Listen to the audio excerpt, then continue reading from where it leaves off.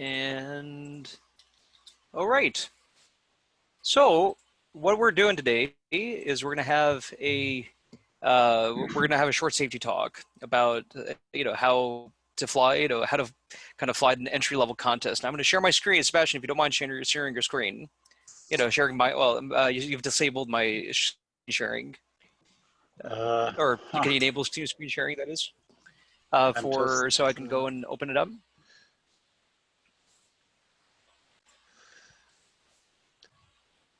Can you? I should have assigned you a host role. You could just go and you're a host, so you just go and click, like share screen, or like allow changing the privileges. Well, I can share my screen, but how do I do this? Click on his icon and give him the controls. Where are you? Here. Okay, Daniel, I found you. Allow. Make him host. Yep. Okay. Okay, excellent. All right, so first order of business is we are going to postpone the meet until next weekend. And we made this decision looking at the weather for this weekend, where our criteria was that we would have 2 flyable days with a solid chance of getting in at least 1 valid day in silver class. Well, presumably in gold class as well, but silver class, they're the 126s and such, and that looking at this weekend, it is doubtful that they'd be able to make it out of the start sector, and we're not particularly happy with the prospect of having a contest that's canceled. So that or just doesn't we don't get a single day to be able to award a winner. So we're going to postpone it until next weekend. That being said, this discussion will hold for next week. We're not going to have to do this again. Bill, do you have anything to add to that before we get started further? No, I think,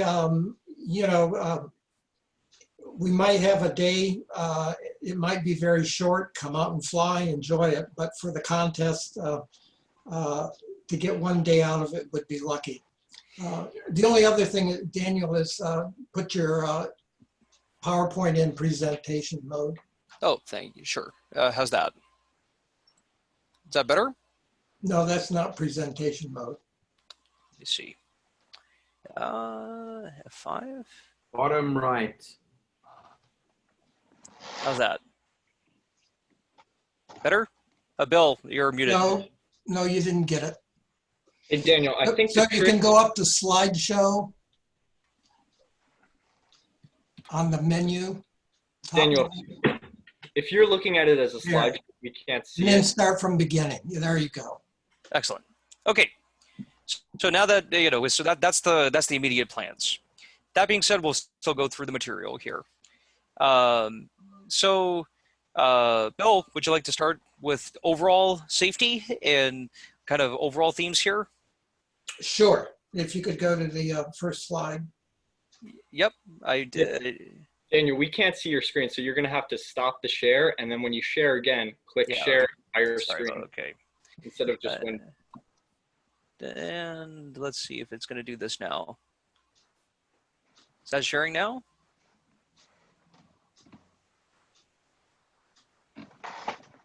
Is that working now? Well, we're still on the intro screen. This is frustrating. I'm very sorry about this, guys. Well, that's ground. Here we go. There you go. All right. I'm just let it be at that. All right, Bill. Okay. Safety. Let's Sorry go. about that. Read the directions. It's the classic. In this case, read the rules. And if you don't know where they are, just go to the SSA site under racing, and there's a little menu item for rules, and they're all there, especially section 10, which talks about contest rules and the actual operation of the contest. There's a lot of other stuff there that's describes what goes around with it, but read the rules. And it also explains what tasks are, and that's important. So we always check ourselves through I am safe You're looking for illness, medication, stress, alcohol, fatigue, emotion. For first-time contest, even with a little guys contest, it can be nerve-wracking. You're flying with a lot of other pilots. It's a new situation. Take time to make sure you get lots of rest, that you're up for this thing, and really being prepared, like reading the rules and understanding the contest structure helps a lot. For COVID-19, we're asking everyone to self-assess and self-protect. Doing those two things also protects others. So make sure you're symptom-free and contact-free for the 2 weeks before you go to the contest. That's already, we're already within that range now, but make sure that you've not been in contact with others who have had COVID or might have it. Make sure that you're symptom-free coming to the contest. We've always asked that of everyone who comes to the airport. So just check that out. Have your mask with you. Hopefully we'll be able to stay distanced for most of this time during a contest with glider operations, but with this many people on the airfield, there may be times when we can't socially distance, so make sure you have a mask with you so you can always wear it. Keep any common surfaces, clean. And we're going to, emphasize in any contest is keep your glider safe. And we really want to focus on assembly and positive control checks. The positive control check and the sign off is not just for checking the controls and whether they're connected. It means checking through the entire assembly process and pre-flight for your aircraft. So make sure you go through your entire checklist and your control test before you sign that wing tape. So we're going to look for the signature on the left side of the wing. And for everything else, make sure you use your checklist, especially in a contest where you're going to feel a little more pressure. It's very easy to skip over things or forget things. Even, in your very simple, straightforward 126, it's possible to miss stuff very easily. So make sure that's there. Next. One thing to add, Yeah. or just one thing that comes to mind, Yeah. is we're going to tell you all sorts of things that you're going to need to do or not do at a, kind of a competition environment. The thing to note is at any time, you could stop, pull off to the side, right? If you're flying, you can land and go off to the side, and you don't have to do anything. In a contest, you don't have to fly. You don't have to take off.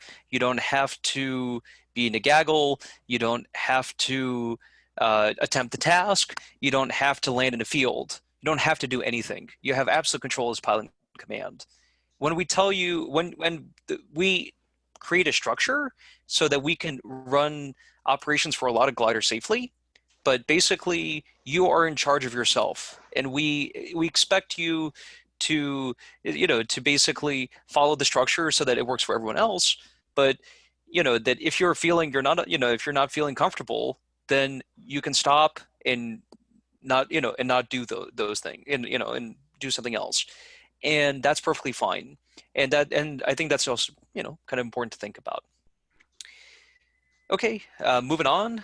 So we're going to talk first about ground ops, and we'll keep this simple. First, when you come by to assemble your glider, we have the trailer line here, which will probably be sufficient for gliders, to assemble. You just pull right in, line it up, and then you can assemble your glider behind. If there's an insufficient amount of room there, if it gets really busy, y'all can assemble in this area.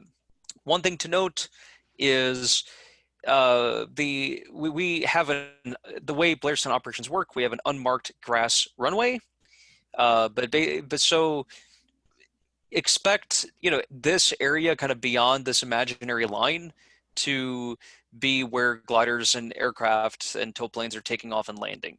So use extreme caution kind of beyond these assembly areas and beyond these tie downs, because if you're out there, you know that you're on an active runway, and a glider can land, or an airplane can land, and you got to kind of keep your eyes open. And if you are behind this assembly area, if you're kind of over here, then that's safe. The grids, we'll get into this a little bit further, but this is kind of where we're going to set up the grids. We're going to focus mostly on the 2-5 grid, because 7, we tend not to use 7 all that much for safety reasons. Billy, do you have anything to add?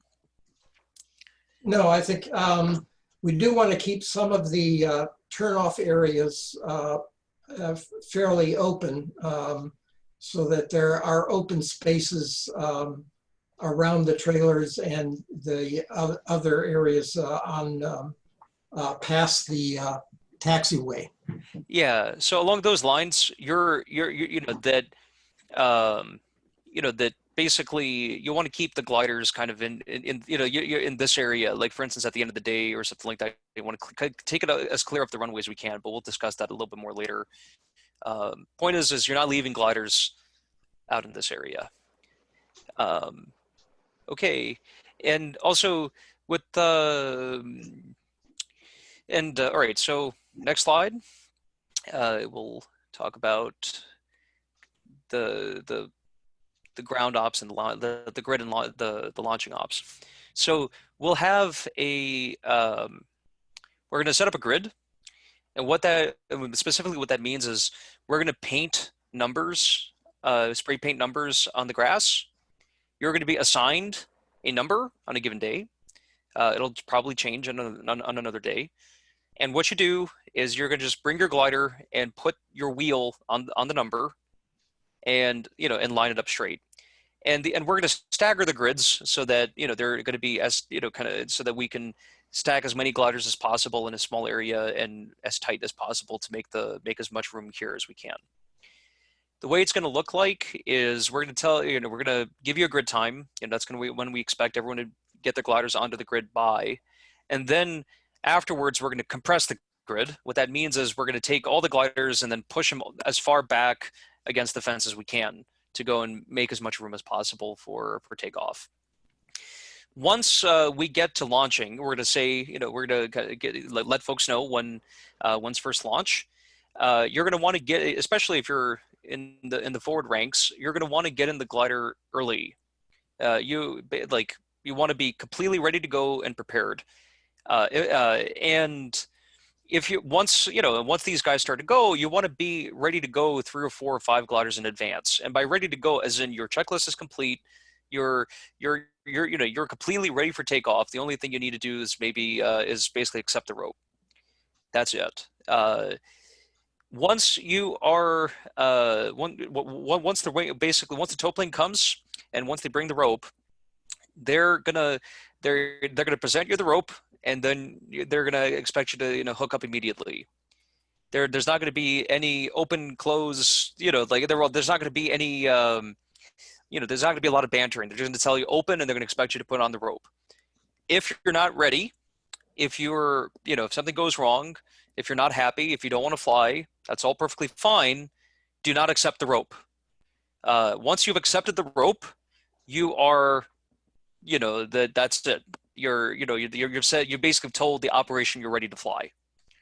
And then, and if you've accepted the rope, the wing runner is going to go off to the wing. They're going to pick up your wing immediately. The slack is going to come out, and they're going to go. There's not going to be any radio communications between the glider and the tow plane. There's not going to be any rudder waggling or anything like that. You've signaled you are ready to go when you have accepted the rope. If at any time, you find there's something wrong, if you are uncomfortable, if you're unhappy, if there's anything that's unsafe, if there's any problem whatsoever, you pull the release, and then you're off the hook, literally and figuratively. But that's how the communication works here. You accept the rope. You've said you're ready to go. Bill, do you have anything to add? No, I don't think so. I think people will find that very different if you've never been in a contest before. to understand the fact that there's no rudder waggle, there's no communication with the tow pilot, there's just hook up and go. Question, Daniel, for self-launchers, what's the protocol? Yep, so we'll have 2 self-launchers, and you guys will just go on the grid, and, assuming you can launch off the grass, and then and then once you get to your, basically once the runway's clear in front of you, then we'll raise your wing, and away you go. And okay. That's a good question. Go ahead, sorry. Due to the characteristic of my self-launcher, I may need to be as close as possible from the asphalt runway to have some leeway to take off. Is it admissible to be on any slot 2, 4, 6, 8 or whatever? And if possible, further back is even better. Is it admissible by the rules to be on the back and to be against? So I'll follow up with you, Elaine. Okay. And also, just in general terms, what we'll do with respect to questions, we have only like 11 slides, and we're up to 4, and we'll get to questions at the end. We have plenty of time for questions and to follow up. So I'll follow up with you, Elaine. Okay, Bill, anything else? No, nothing else here. Okay, real lights. So, and this is kind of real lights and landings. This is a reminder. We do a left-hand pattern for 2-5, right-hand pattern for 7. Some kind of critical things. Number 1 is we're going to stress this many times. Glider pilots at Blairstown know that we stress this all the time, and we still have to stress it all the time again and again, and people don't remember. But it's really, really, really important to clear the runway. If you land in the middle of the runway, you're going to stop the whole operation. Now, you clear as much as practicable. Basically land and try to go off to the left. If you don't sufficiently clear, that's not a problem. But get out of the glider and pull the glider off to the side.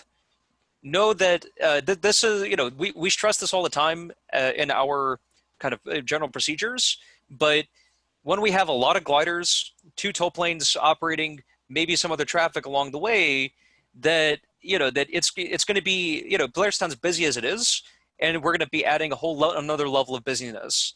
And it is imperative that everyone makes a strong effort to clear the runway as soon as they can. Clear as much as you can when you land, taxi off to the left, or if you're on 2-5, that is, and to the right on 7. And and if you feel like you're not sufficiently clear, then get out of the glider, turn the tail, pull the glider 50 feet.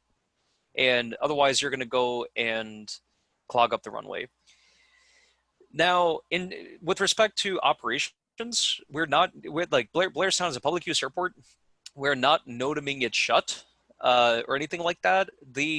During the grid launching procedure, during that time, the grid, the only glider ops at Blairstown are going to be the grid, but the airplane runway is still going to be active with airplane traffic, and we may well get airplane traffic that may want to land on the grass runway, and that's not a problem. We're going to be able to coordinate with them. But if you have to come in for a real light, right, then you have to keep your eyes very wide. You have to keep your eyes wide open for airplane traffic landing on, say, the pavement or the grass. During the launch and during real lights, you're probably not going to have school aircraft in the way. But that being said, you may well have other gliders around. All of these factors kind of where we're kind of getting at here is landing at Blairstown normally is a little bit more involved than at a closed, kind of more the quieter airport, or if you're flying at Blairstown on a typical weekday.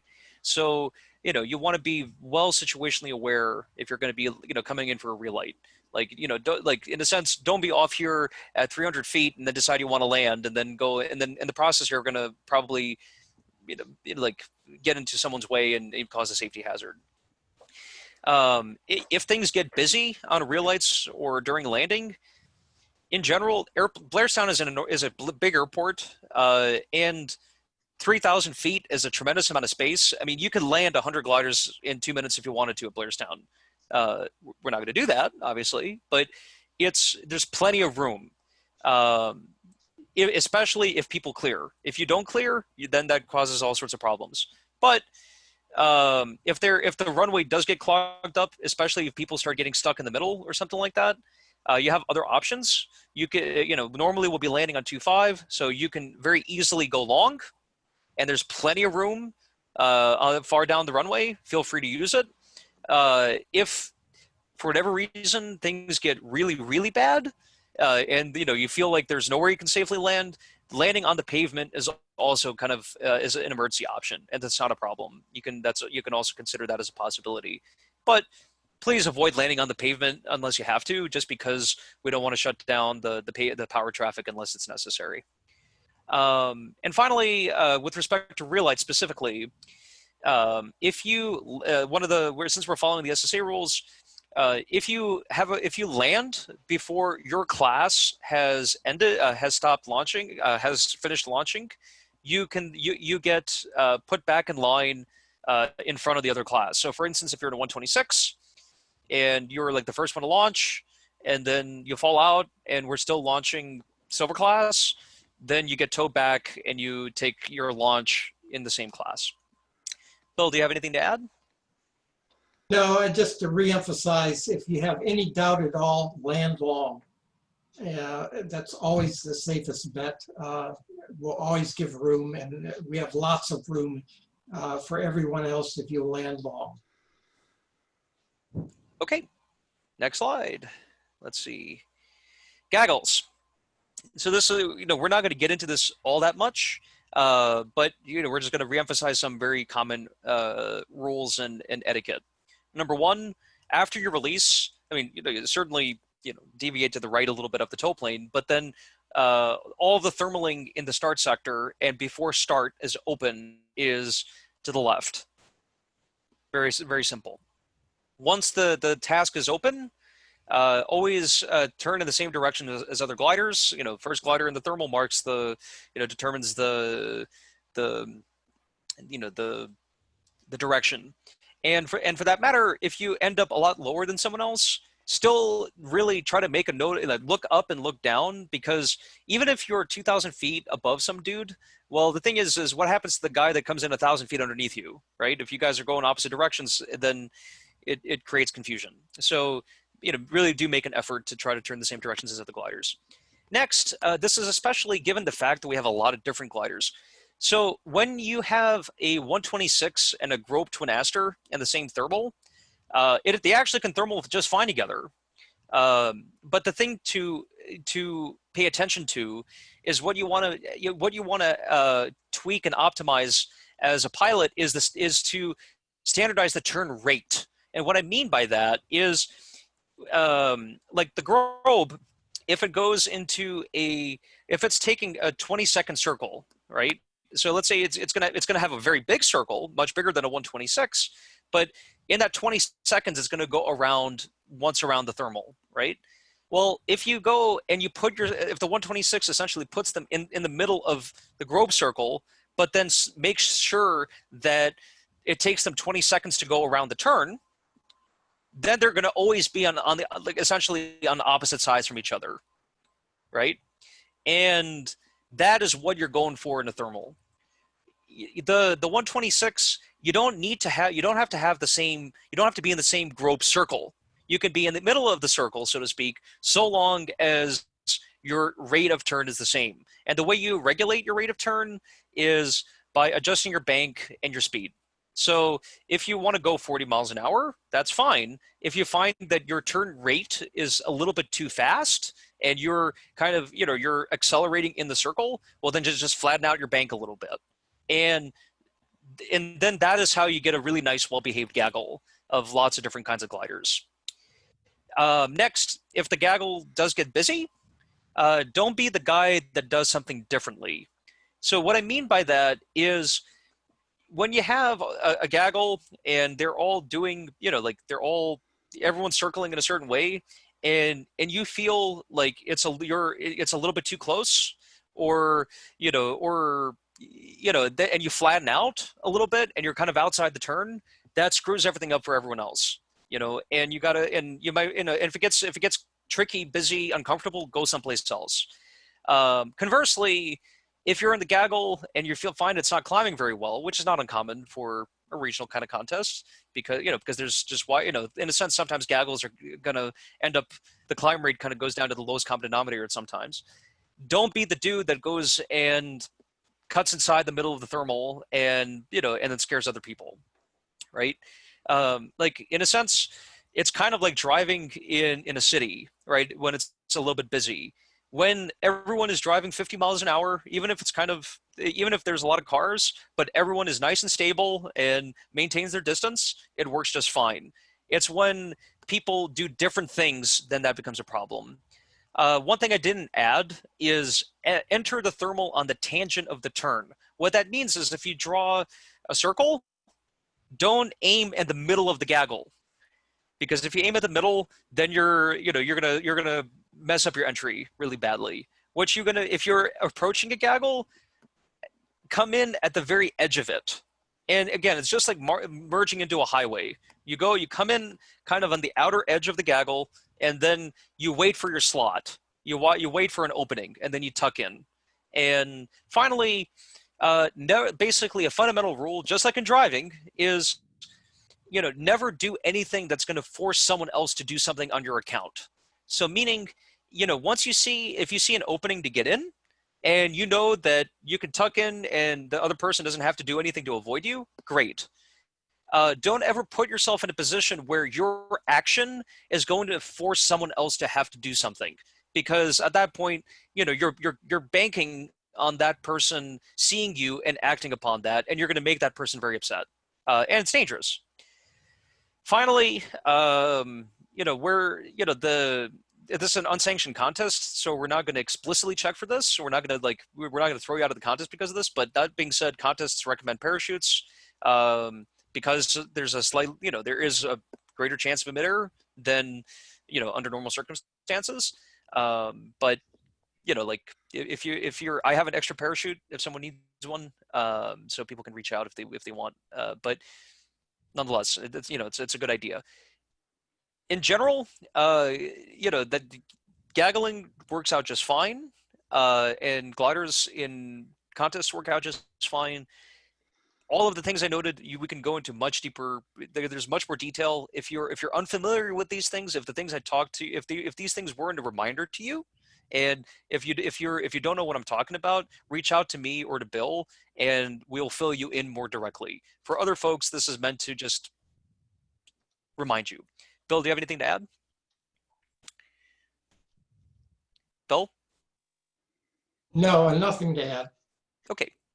Okay, moving on.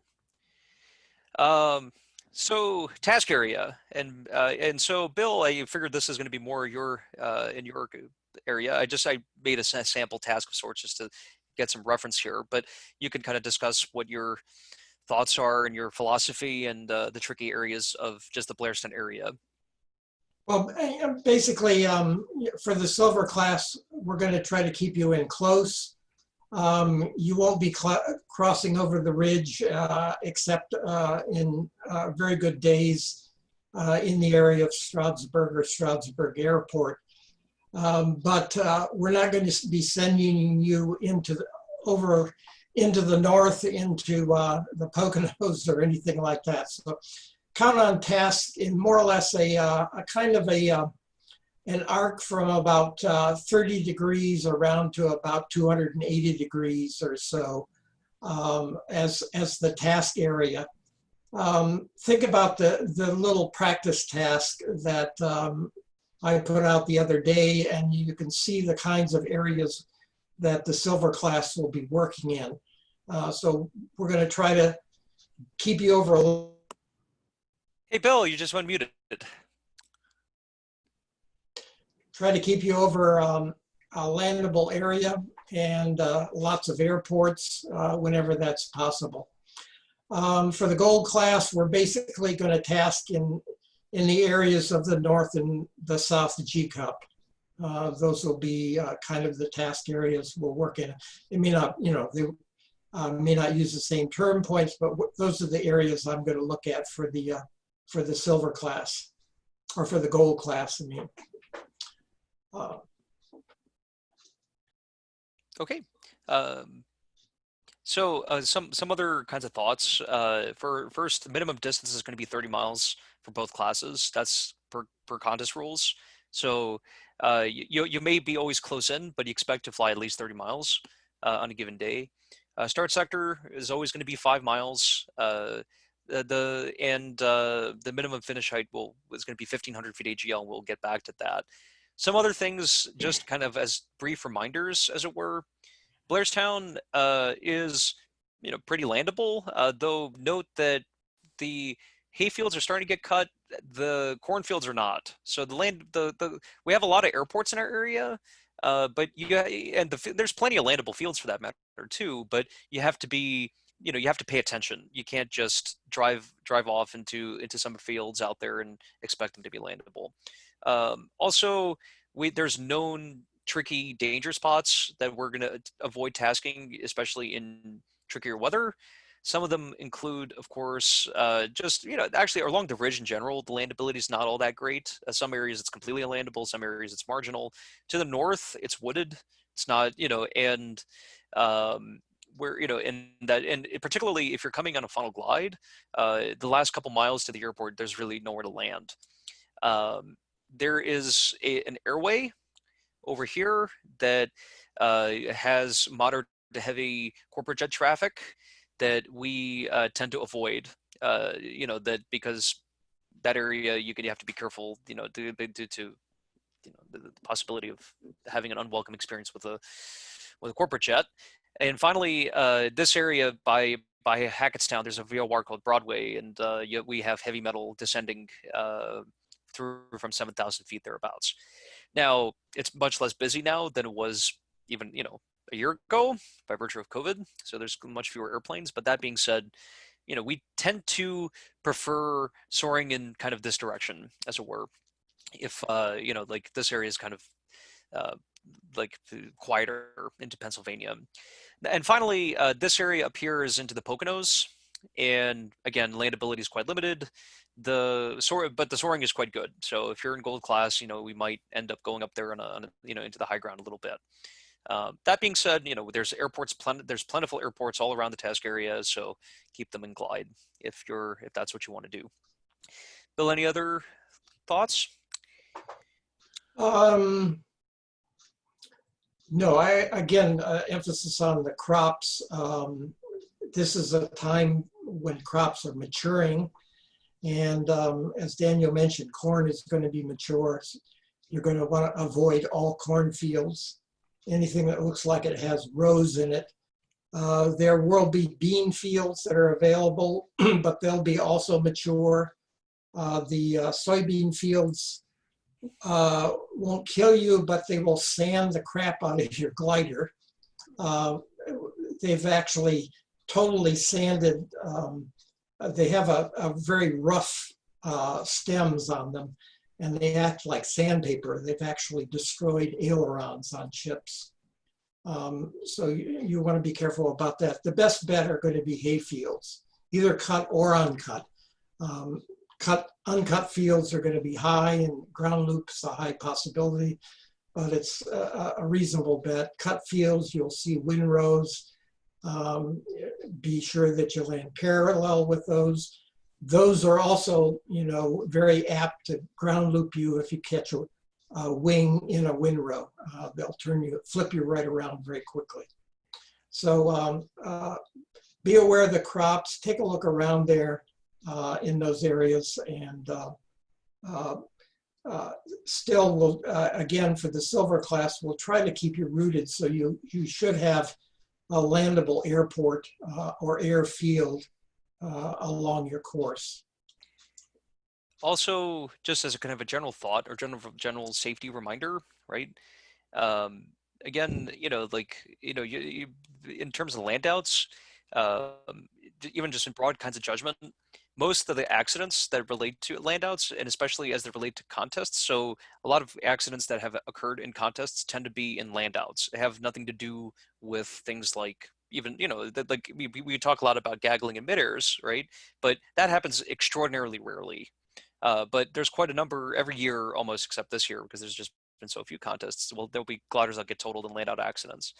And the overwhelming reason is because people delay the choosing a field until it's too late, or they end up trying to dig out too low and they don't accept a land out at an appropriate time.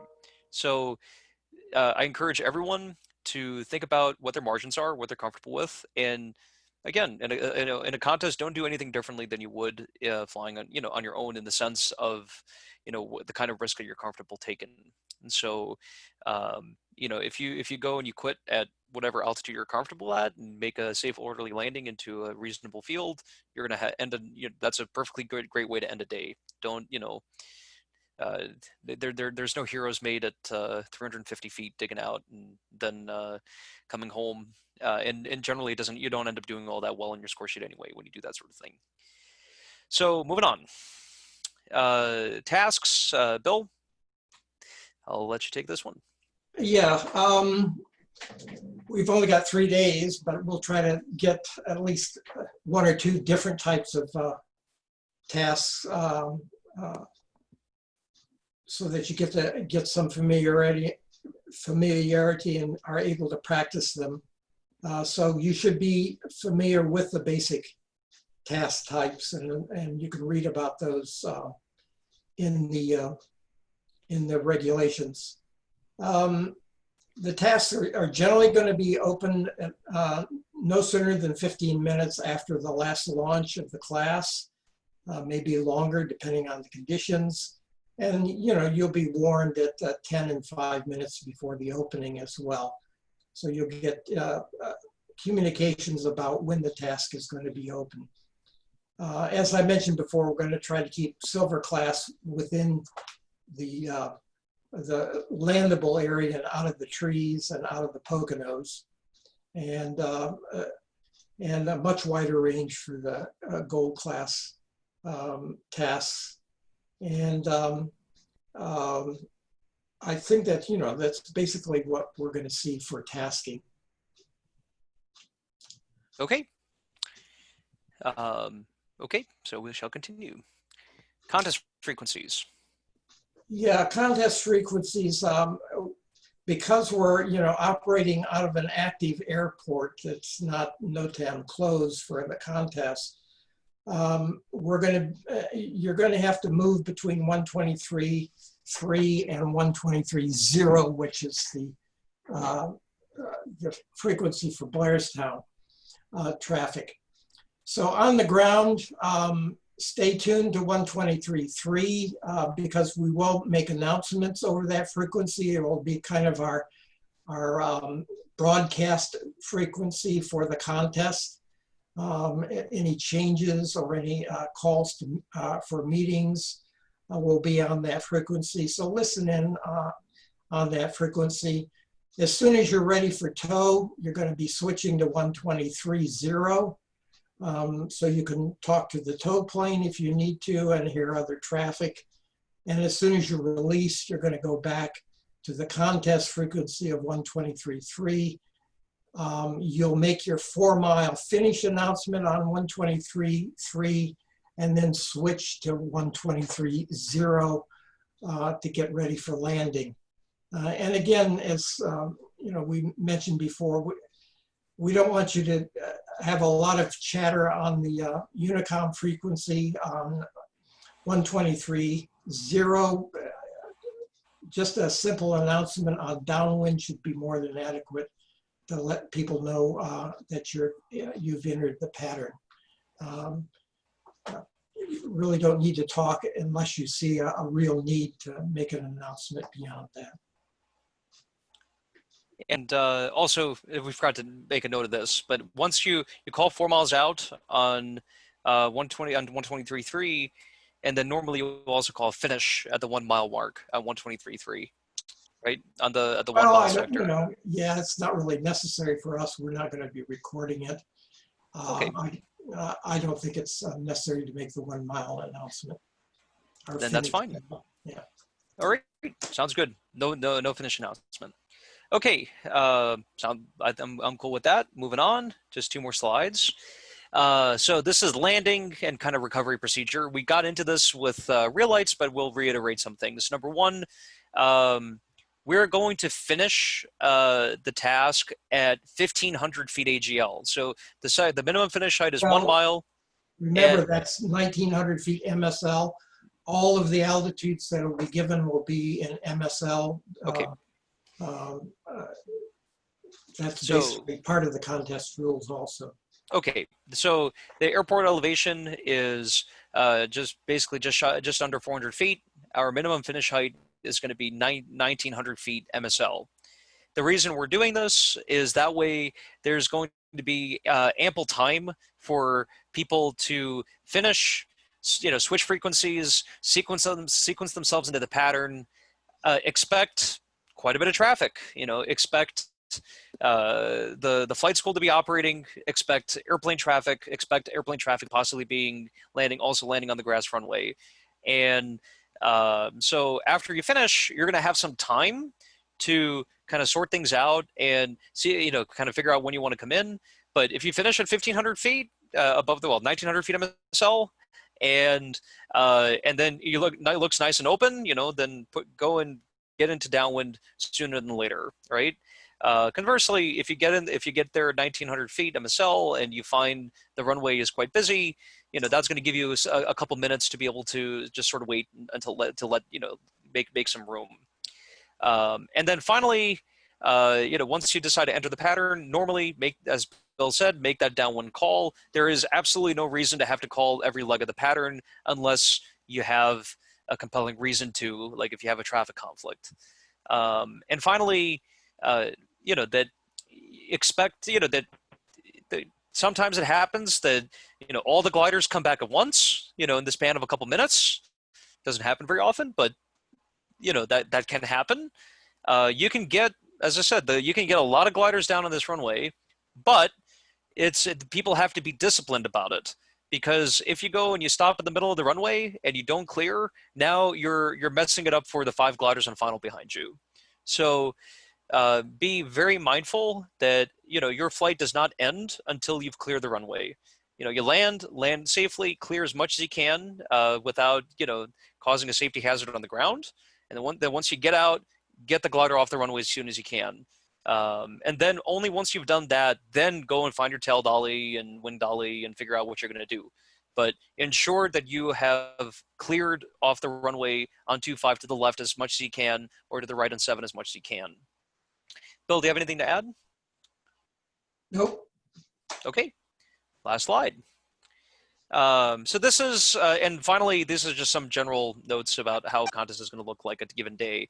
So by 10 o'clock, Bill and I will have the task ready. It's going to be socially distant in the sense that we'll email out we're not going to have a pilot's briefing in a classic sense. We're not going to go and get into a little room and spend 45 minutes briefing on a day. We're going to have this presentation available to folks. So that's going to be kind of the reminder of contest stops. So please do take a look at that before we fly. But then at 10 o'clock on a given day, we're going to give you a task and a weather report. And it'll be emailed out. So you'll receive it on your phone. And we'll also endeavor to have printed copies for people who are, who may want them at the airport. As of now, I will be the retrieve desk. And what this means is if you land out at an airport, if you land out in the field, call me. And because we need to keep track of everyone at the contest, we want to make sure that everyone lands safely and gets back to the airport. And if someone's unaccounted for, then that's going to be that's something that we really worry about, right? So call me. We will try to I will try to find you a crew if you don't have one. If you don't have one in mind, if you're requesting an air tow bag from an airport that is suitable, right, then I will talk to our club tow plane or maybe Jersey Red Soaring about getting guys an air tow back to the airport. Even if you have a crew though, right, even if you're all accounted for in that respect, be sure to give me a call, because if you ended up landing out 20 miles away and even if you're perfectly okay and safe and all that sort of stuff, if we don't see you back at 6, 7 o'clock, we're going to get worried about you. So write down my number and give me a call. Finally, another, that after you've landed and you have your wonderful day or not, but it's if you, however it may be, you're going to want to submit. You're going to have to, really try to send in your log to Steve Beer as soon as possible. Steve is going to be our score sheet scorer, and the email he's going to be using is going to be listed on the task sheet. And again, that's another way we keep track of people. So when we see the score come in, we know that they're safe, right? But and in general rules, also you have to submit your score within an hour of landing, just by just that's because as that's the way it is. But people will help you if you haven't dealt with scorers and loggers before. But that's really like that. Really make an effort to get your score in as soon as you can. And finally, have fun. Bill, do you have anything to add in that respect? No, nothing to add. Enjoy yourselves. Should be fun, and we'll try to put together some interesting tasks. Okay, and as a reminder, we're going to be giving this a go on 18th, 19th, and 20th next weekend. That's given that this weekend is not looking suitable. Any questions? There going to be a tow pilot on Friday at the airport? This Friday or next Friday? This Friday. This Friday it's going to be standard. Just talk to Tommy, talk to Sebastian, and there's a good chance. I mean, it looks soarable, it looks flyable, but it just doesn't look contestable. Questions? So Daniel, for sure we're not flying this weekend? Oh no, it is possible to fly this weekend, but we've postponed the contest by virtue of the fact that Sunday is going to rain out. I mean, we're certain about that. There's already no contest this weekend, right? No contest this weekend. Right. Next no weekend. contest this weekend. We're planning on next weekend. In the Grimes meet, we were going to do it over 2 weekends, right? So we said, okay, well, we're going to do it over 1 weekend at Blairstown, but we'll reserve this following weekend as a alternate, and so we're going to take advantage of the alternate, given that it doesn't look like we'll get a contest in this weekend in silver class. Other questions? Bill, it's Khan. Yeah. What's the rule for flying dual, and flying Greta with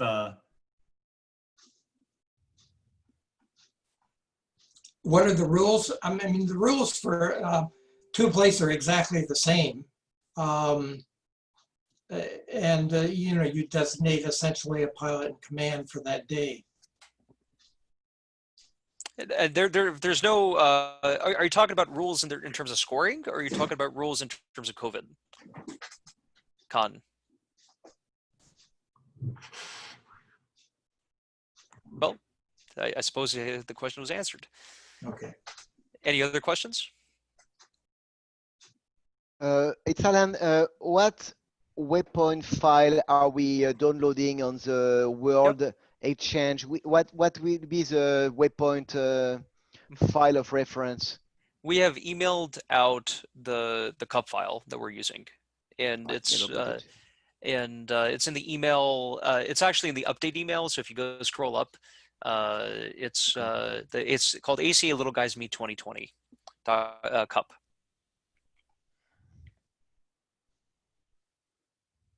Okay. It got in my spam.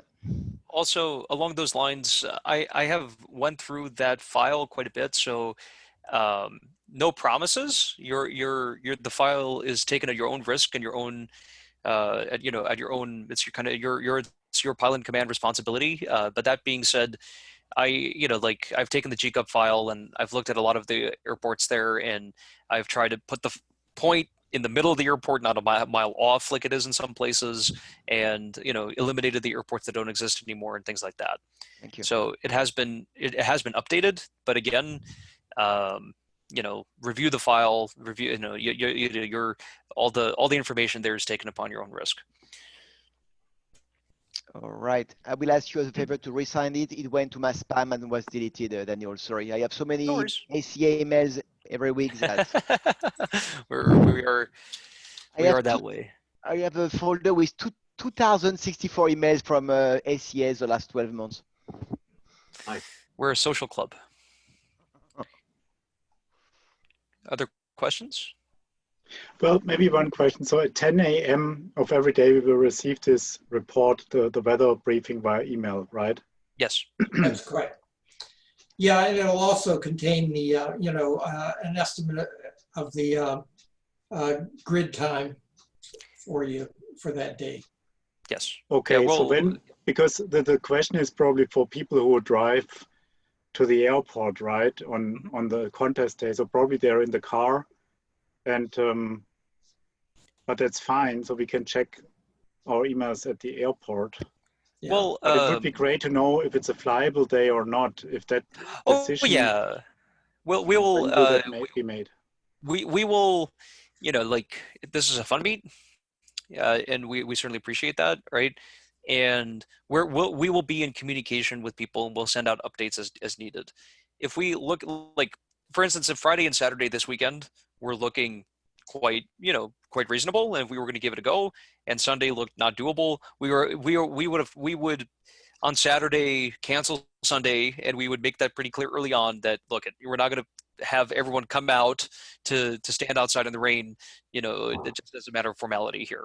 So, and we may have other kinds of contest correspondence over the course of the days and the contests and things like that. The 10 a.m. bit is that's when we are going to be that's when you guys can expect really, really critical information. We will also, that being said, in terms of timing and in terms of planning and things like that, I would say that it is probably in everyone's best interest to be at the airport at least by then, right? Because you're gonna, the grid time, we're gonna be trying to launch between 12 and 2 thereabouts. And you want to ensure that your glider is ready and gridded and things like that. So things are gonna, there's gonna be a bit of a pace to these operations. So in a sense, by 10 a.m., that you probably should be planning to be at the airport and kind of dealing with your glider and things like that. And for anyone who doesn't have access to email, or it's not easy, or if they really want a paper copy, I'm gonna probably be, you're certainly going to be at the airport, and I'm going to have a printer, and I'm going to print out this information so it's available. That being said, we would prefer people, that people to take advantage of that minimally, because that's yet another vector, as it were, for diseases. And so people who are, in a sense, that's only for, people can take advantage of that, certainly, but we encourage people to take advantage of their their wonderful, abundant smartphones nowadays. Any other questions? Yeah, one more question. Sorry for so. Not at all. Let's assume, okay, I have the weather briefing. I arrive on the field. Where do I get the information where to stage my glider? We will have a grid sheet for you and grid positions for every glider in time for the competition. We'll email that to everyone. So there will be a grid sheet. You'll have a grid sheet that basically has your position on day 1, day 2, day 3. And so if we have all 3 days, then they'll say, well, okay, well, this is day 2, and this is where you'll be, right? But we haven't made the grid sheet yet, and that'll be provided to everyone in time for the contest.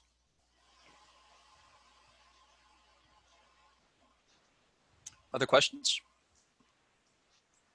Just a follow-up observation, and Alain would agree with me. The slide here says task météo report. Météo is French for weather, and it's spelled with an accent on the E on both. Well, totally unacceptable. Yes, I want to complain officially to the judge right now. There you go.